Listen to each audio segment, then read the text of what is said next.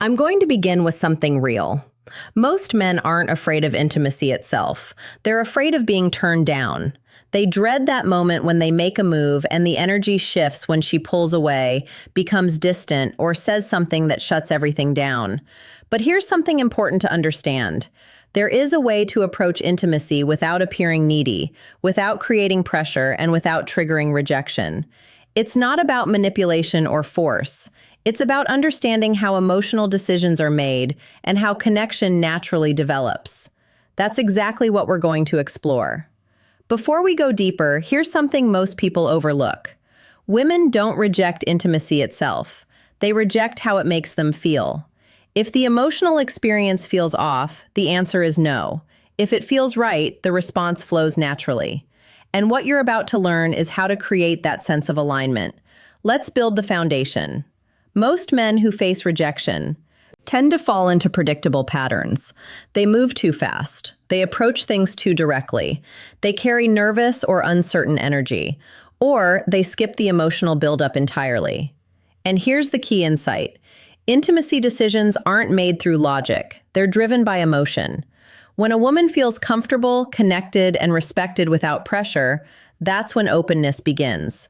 So instead of forcing outcomes, you learn to create the conditions where things unfold naturally. Now, there's something crucial many men misunderstand. Attraction doesn't develop the same way for everyone. For men, it's often immediate and visual. For women, it tends to build over time through context, emotional connection, trust, and anticipation. That's why someone who initially sparks no interest can become deeply attractive later. It's not inconsistency, it's a different process. Once you understand this, your entire approach changes. You stop rushing. You stop trying to control the outcome. Instead, you focus on building an environment where connection can grow. Let's start with one of the most powerful principles. Avoid direct pressure. When you approach things too bluntly, it creates tension.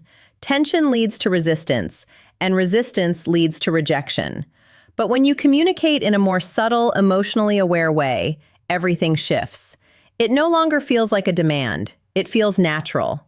And when someone feels they're choosing freely, they're far more open. Think about any situation where you felt pressured into something. Even if you were interested at first, that pressure likely made you pull back. The same dynamic applies here. Directness can turn connection into a transaction, forcing someone to overthink instead of feel. But when you focus on creating a shared experience instead of asking for something, you engage emotion rather than logic. And that's where real connection lives. At the core of this are three emotional elements: comfort, trust, and anticipation. Comfort comes from emotional steadiness, being calm, grounded, and non-judgmental. Trust develops when your actions match your words, and when you respect boundaries without making them an issue. Anticipation is the subtle tension that builds excitement. It comes from pacing, from not rushing, and from allowing space for curiosity. Many men focus only on being impressive or confident, but overlook these deeper emotional factors. Without them, attraction rarely turns into something more meaningful. Now here's a powerful shift. Sometimes stepping back is more effective than leaning in. Instead of constantly pushing forward, allow space. Not in a cold or distant way, but in a relaxed, self-assured way. This removes pressure and creates room for her to engage. When there's no expectation being forced, interest can grow naturally. Imagine a moment where things feel close and connected. Most people would try to escalate quickly, but often that sudden shift creates tension. Instead, if you remain composed and give the moment space, it changes the dynamic. Without pressure, awareness increases and interest often follows. Another important concept is guiding through feeling, not asking for outcomes. Rather than pushing for a specific response, focus on expressing what's already present. Simple, genuine observations about the connection, how natural it feels, how comfortable the moment is, can deepen the experience without creating pressure. This helps bring unspoken emotions to the surface in a natural way. There's also a psychological principle at play here. When certain ideas are gently introduced, they shape how the moment is experienced. You're not forcing anything. You're helping bring clarity to what's already there. Equally important is the energy you bring. Stability matters.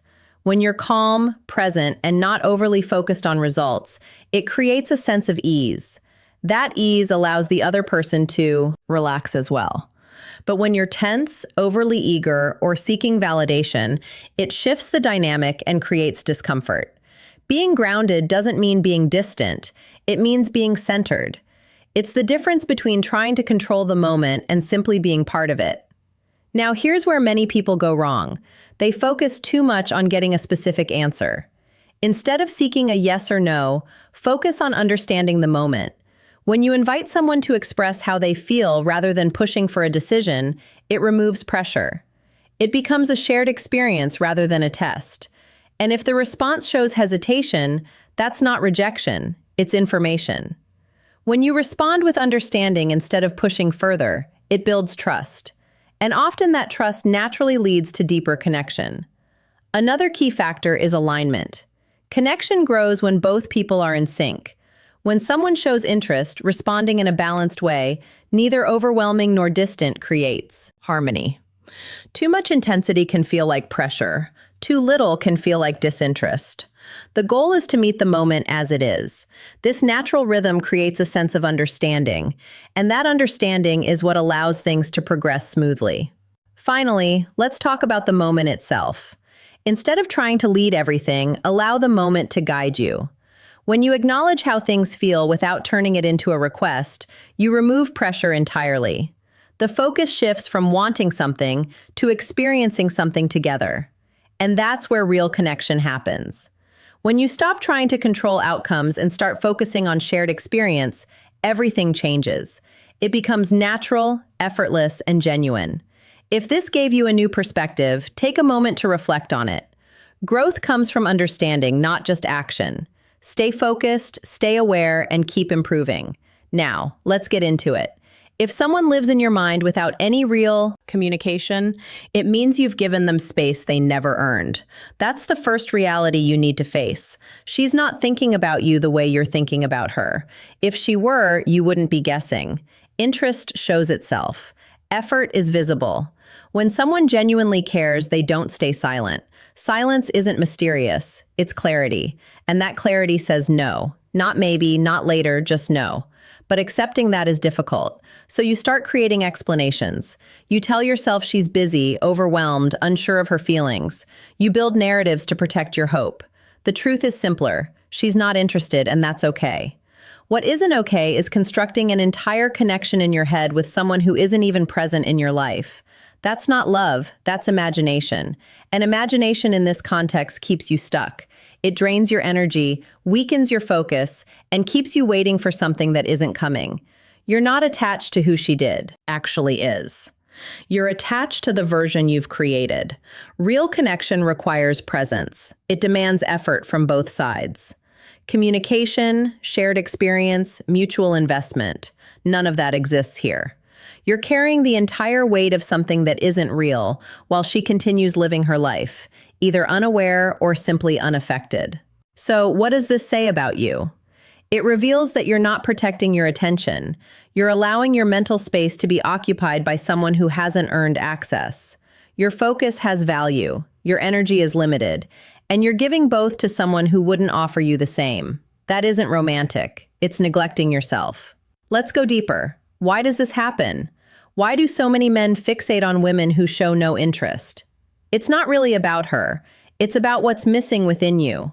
A lack of direction, a lack of purpose, a lack of self-respect. When a man doesn't have something meaningful driving him, he fills that emptiness with a person. He makes her the center of his world, the reason behind everything. But that's exactly what pushes people away. No one wants to be someone else's entire purpose. What's attractive is a man who already has direction, someone building something, someone focused, someone grounded in his own path. When you obsess over her, you're communicating without words that your life lacks substance without her. And that energy repels. It doesn't draw people in. It creates pressure, expectation, imbalance, and no one wants to carry that weight. Here's what many fail to understand. Attraction isn't built on constant availability. It's built on value. And value is reflected in how you prioritize yourself, how you invest your time, how selective you are with your attention. When your thoughts revolve around her constantly, you diminish your own presence. Your focus becomes scattered, and even without direct interaction, that imbalance can be felt. When someone senses that you're overly invested without reciprocity, it reduces attraction. Not out of cruelty, but because it signals a lack of self-worth. A man with strong value doesn't have time to obsess.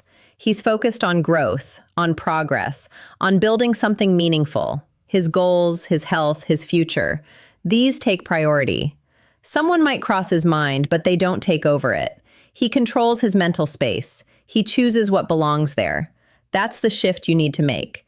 Stop giving your attention to those who don't invest in you. Stop allowing people without presence or effort to occupy your thoughts. Your focus is valuable. Treat it that way. Now, let's acknowledge the emotional side of this. It hurts. The longing feels real. The what-ifs can be overwhelming. What if she reaches out? What if things change? What if this time is different? It won't be. The pattern is already clear. She's shown you exactly who she is. The only mistake is choosing not to accept it. You're holding on to an idea, not reality. Letting go feels like loss, but you can't lose something that was never truly yours. What you're grieving isn't a relationship, it's a projection. And the longer you hold on to it, the deeper the emptiness becomes because you're filling your life with illusion instead of substance. Hope without action isn't progress, it's avoidance. So what do? You stop feeding it. Stop checking her profiles. Stop revisiting old conversations. Stop wondering about her life. None of it matters.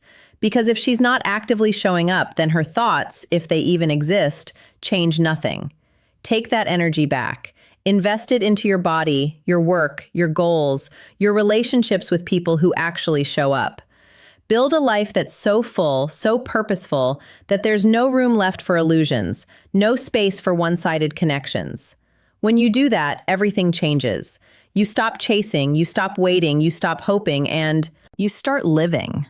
And people who are truly living don't beg for attention. They don't obsess over absence. They don't fill their minds with people who don't contribute to their lives. They choose themselves not out of ego, but out of respect. And that kind of self-respect is powerful. It naturally attracts the right people while filtering out the wrong ones. So if she's constantly on your mind without any real connection, it means you've lost touch with your own value. You've forgotten that you deserve effort, clarity, and reciprocity, not silence and uncertainty. The moment you remember that is the moment everything shifts. Not because of her, but because of you. She was never the answer. Your growth is. Your purpose is. Your commitment to becoming better is. This isn't about shutting down emotionally or pretending you don't care. It's about being honest with yourself. She's not part of your life. She's part of your thoughts. And those are two very different things. One is real, the other is imagined. And you can't build a future on imagination. It has to be built on actions, on presence, on people who actually show up. Right now, you're giving your focus to someone who didn't ask for it, doesn't value it, and won't do anything with it. That's not love, that's self-sabotage. You're capable of more, you deserve more, but you won't experience more until you let go of what's less. And she is less. Not because there's anything wrong with her, but because she isn't right for you. The right person communicates. The right person shows up. The right person makes their intentions clear. There's no confusion, no guessing, just consistency and presence. Until that shows up in your life, your responsibility is simple. Focus on yourself. Build, grow, improve. Become someone who doesn't need to chase validation because he already has a strong foundation within himself. That's real freedom. Not the kind that comes from a reply message, but the kind that comes from reconnecting with yourself, from paying attention to your own needs, your own goals, your own direction. That's where your power lies. So give that attention back to yourself. Choose yourself. Invest in your own life. Build something meaningful. And watch what happens. Watch how your mindset shifts. Watch how your energy changes. Watch how the right people begin to enter your life. Not because you're chasing them, but because you're no longer available for anything less. You've closed the door on illusion, on silence, on one-sided effort. And you've opened the door to reality, to respect, to mutual connection, to something real, That's the standard. And you don't lower it. Not for anyone.